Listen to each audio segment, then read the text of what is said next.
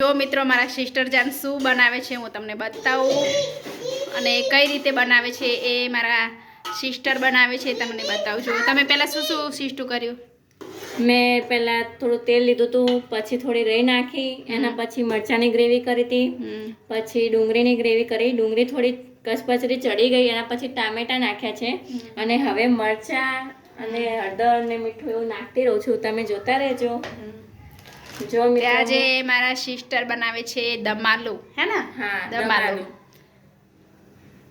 તો જેણે પણ દમ આલુ ખાધો એ મને કોમેન્ટમાં જણાવજો। તો આજે અમારી પ્રોગ્રામ છે દમ આલુ અને પરાઠા। હજુ પરાઠા બનાવવાના બાકી છે। તમને મસ્ત ગાર્નિશિંગ થઈ જાય પછી તમને શાંતિથી બતાવીશું, જોઈ લેજો।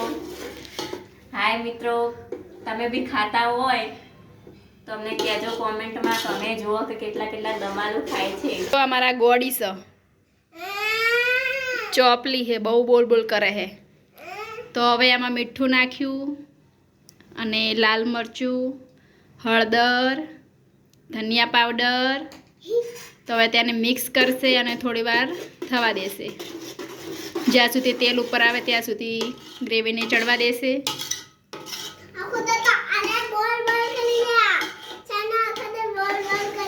તો બોલ બોલ કરે હે ચોપલી।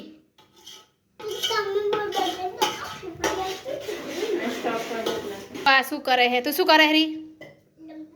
ચો નંબુ હે એકલી તો રમને અહીંયા હું કામ કરે હે?